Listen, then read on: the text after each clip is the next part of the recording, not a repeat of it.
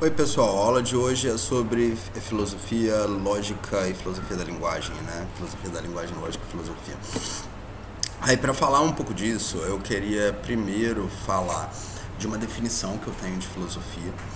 É, e aí tentar dividir a filosofia nas suas sub-áreas para poder dizer para vocês aonde está a filosofia da linguagem, né? E aí depois, no próximo vídeo, eu vou falar um pouco de lógica para vocês poderem entender algumas das discussões da filosofia da linguagem. Algumas discussões vão exigir um conhecimento de formalização da lógica.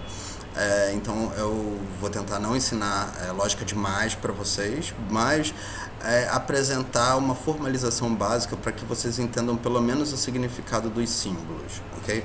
Então, para começar, eu gostaria de falar de uma definição de filosofia, né? Quer dizer, é uma caracterização de filosofia. Então, antes de começar a falar disso, a gente faz uma nova digressão para falar da diferença entre definição e caracterização, né? Uma definição, ela fornece para a gente condições necessárias e suficientes, enquanto uma caracterização, ela fornece condições necessárias, mas que não são suficientes. São condições que geralmente identificam de alguma forma, embora não perfeitamente, aquilo do que a gente está falando. Eu vou dar um exemplo. Por exemplo, mãe. Se eu peço uma caracterização de mãe e você fala para mim que mãe é alguém com filho, para assim, tudo bem, alguém com filho é uma coisa que toda mãe é. Então, assim, para você ser uma mãe, você certamente tem que ser alguém com filho. Então, é uma condição necessária para ser uma mãe, você ser alguém com filho. Mas isso é só uma caracterização e não uma definição, porque não fornece condições que sejam também suficientes, né? Por quê? Porque uma pessoa com filho pode ser, por exemplo, um pai. Um pai é uma pessoa com filho.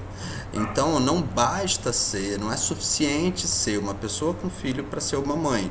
Embora seja necessário ser uma pessoa com filho para ser uma mãe.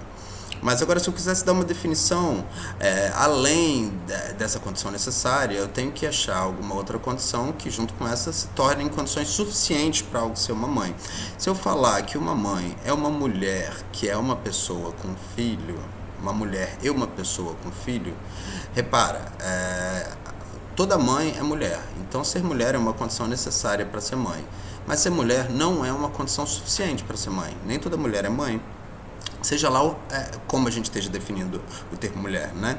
Mas, se você pegar tanto ser uma pessoa com filho, quanto ser mulher, ser uma mulher e pessoa com filho, isso já fornece condições que são tanto necessárias quanto suficientes para algo ser uma mãe. Então, é uma definição.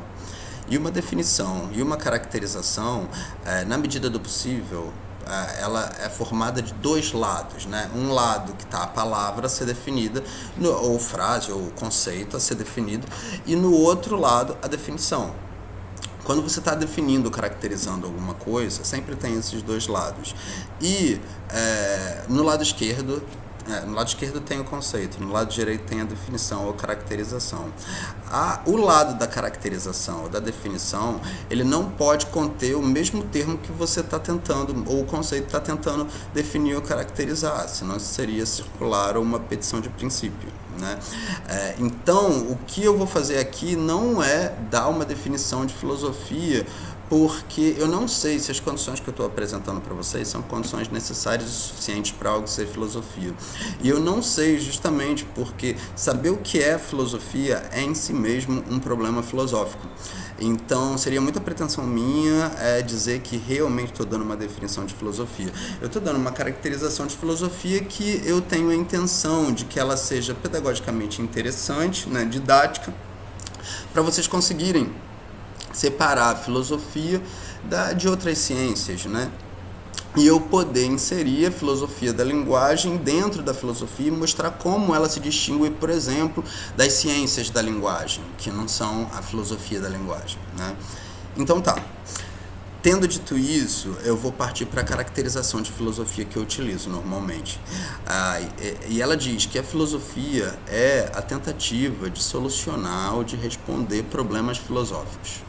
Mas repara, olha o que eu fiz. Eu estou tentando definir, caracterizar a filosofia, e aí eu estou usando problemas filosóficos na caracterização. Mas isso, conforme eu disse, seria circular. Mas só seria circular se eu não definisse também o que são problemas filosóficos. Mas eu também vou dar uma caracterização de problemas filosóficos. E problemas filosóficos são os problemas que só poderiam ser solucionados, se é que poderiam, por meio de argumentação e não por meio de experimentos ou cálculos, né? Não de forma empírica ou por meio de cálculos. Então, a filosofia seria a disciplina que tenta resolver os problemas que só seriam solucionáveis por argumentação e não por experimentos ou cálculos, ou não por empiria e cálculos, né? Isso supostamente distingue a filosofia tanto das ciências empíricas, como a física, a história, entre outras, que são ciências que, para resolverem seus problemas, elas dependem de experimentos ou de alguma coisa empírica, né, alguma proposição empírica, e distingue supostamente a filosofia das ciências formais, como aritmética e geometria, né, que se utilizariam supostamente de cálculos e não dos argumentos propriamente filosóficos, né, dos argumentos, né, para resolver a questão. Mas essa caracterização não é perfeita, repara, essa caracterização supõe que é possível fazer uma distinção entre cálculos e argumentos. Eu não sei se é possível fazer a distinção entre cálculos e argumentos, porque os argumentos parecem um tipo de cálculo, os cálculos parecem um tipo de argumento, e na verdade tem uma teoria, que era também um programa de pesquisa, chamado logicismo, né? O logicismo dizia, tentava mostrar pra gente que a aritmética poderia toda ser reduzida à lógica com teoria de conjuntos. Qual era a ideia? Reduzir as entidades da aritmética, como os números e as operações, né, a entidades e operações lógicas, né, e mostrar que, na verdade, a matemática é só um outro modo da lógica, pode ser reduzida à lógica, né? Então, o plano era começar com a aritmética e depois ir passando para outras áreas, né? No entanto, o que a gente tem atualmente são evidências de que o logicismo não funciona e, portanto, a aritmética não é redutível à lógica, de modo que isso seria algo favorável para a nossa distinção entre cálculos e argumentos. No entanto, eu não sei se eu estou certo. E pode ser que vários outros professores também discordem de mim com relação a essa caracterização ser boa o suficiente para abranger tudo aquilo que a gente toma como filosofia. Então, não sei, né? Mas mesmo assim, eu acho essa caracterização interessante. E ela permite a gente pensar a filosofia como essas investigações argumentativas e dividindo a filosofia em 4 áreas, basicamente, eu diria. 3 áreas filosóficas e uma área técnica. Como é que seria isso? Eu diria que a área técnica da filosofia é lógica. Por quê? Porque se filosofia é uma disciplina argumentativa, né, que investiga problemas que só podem ser resolvidos argumentativamente, e a disciplina que investiga a argumentação válida e o raciocínio válido é a lógica, né, ela investiga, entre outras coisas, além disso, mas investiga isso também, então a gente tem que ter um bom conhecimento de lógica para poder argumentar e raciocinar adequadamente, né, e resolver os problemas filosóficos. Então a lógica aparece como uma área mais técnica, né? E a gente tem 3 áreas realmente filosóficas, 3 grandes áreas, que dentro dessas áreas se dividem em outras sub-áreas. Então vamos falar sobre elas. A gente tem a metafísica. A metafísica investiga aquilo que existe de mais fundamental. Por exemplo, a as pessoas são formadas de tecidos, né, os corpos humanos são formados de órgãos, que são formados de tecidos, que são formados de células, que são formados de moléculas, que são formados de átomos e assim por diante. A gente pode se perguntar qual é a constituição última das coisas no mundo, o que é que compõe todas as coisas e que não é composto de nada, né? Então, esse tipo de questionamento é um questionamento metafísico, no sentido que pergunta o que existe de mais fundamental no mundo, né? Na realidade. A metafísica, então, ela é uma investigação sobre a existência e sobre o que existe de mais geral e mais fundamental e quais são as categorias mais gerais que a gente pode classificar todas as coisas. Geralmente, quando eu falo dessas categorias, podem ser as categorias que a gente pensa normalmente, como animal, mamífero. Essas categorias são categorias interessantes, mas não são categorias fundamentais, né? Por exemplo, todo animal é um ser vivo, então ser vivo é uma categoria mais geral que animal, né? E todo ser vivo é um ser material, então ser material é uma categoria ainda mais geral do que ser vivo. Então, quais seriam as categorias mais gerais que a gente poderia pegar tudo que existe na realidade e categorizar nessas categorias, né? Esse seria um tipo de questão metafísica. Então, a metafísica se preocupa com aquilo que existe, né? A epistemologia, por sua vez, ela se preocupa com como a gente adquire conhecimento daquilo que existe. O conhecimento é possível mesmo? Se é possível, como é possível conhecer? Né? Então, as investigações, enquanto a investigação metafísica é uma investigação sobre aquilo que existe, a investigação epistêmica é uma investigação sobre como a gente adquire conhecimento daquilo que existe. Mas não é uma investigação de como a gente adquire conhecimento cientificamente, né? Que vai ver, de repente, dentro do nosso cérebro como é a aquisição de conhecimento. Ou psicologicamente como é a aquisição de conhecimento. Não é esse o ponto. O ponto são justamente os problemas argumentativos com relação ao conhecimento, como, por exemplo, o problema que dá margem ao ceticismo com relação à possibilidade do conhecimento, né? No entanto, mesmo eu falando isso e tentando fazer essa distinção, tem filósofos como Quine que defendem uma epistemologia naturalizada e de repente se assemelha muito mais com uma psicologia do que com o que eu estou falando agora, né? E uma terceira área que a gente tem seria a área das teorias do valor, né? Enquanto, supostamente, a metafísica e a epistemologia sejam áreas descritivas que falam sobre como as coisas são, as teorias do valor falam sobre como as coisas devem ser, e esse devem é um devem ou moral ou um devem estético, né? Então, as teorias do valor, elas não são propriamente descrições das coisas, mas avaliações das coisas, né? Elas são explicações de como funciona o valor.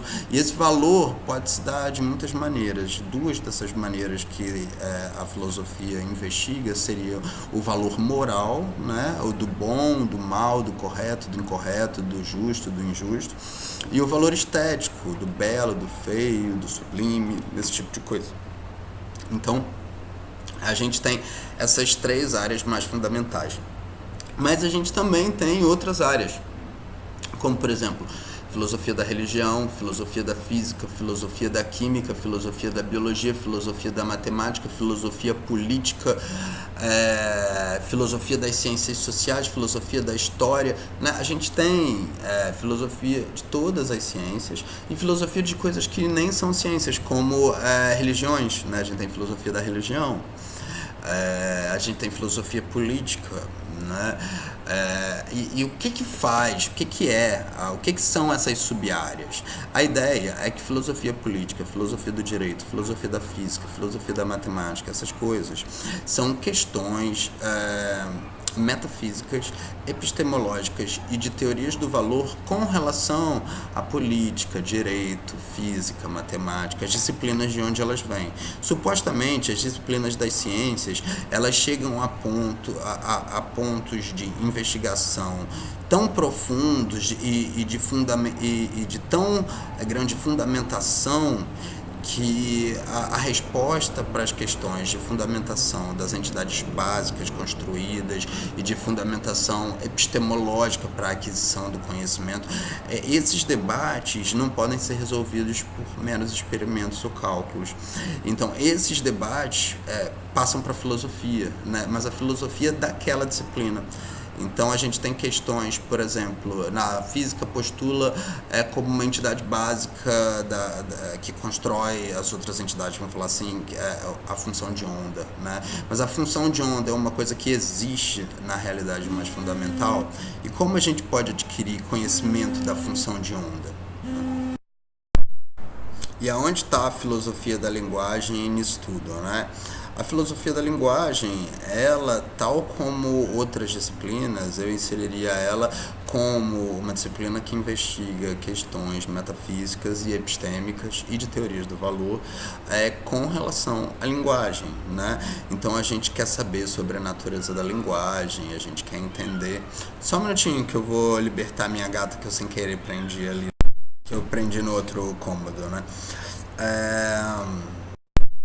E eu falei só de questões metafísicas, epistêmicas e teorias do valor com relação à linguagem, mas como a gente tem a lógica como uma área técnica também, então a gente tem as questões de consistência, né? Que são as questões de resolver paradoxos e tal, esse tipo de coisa.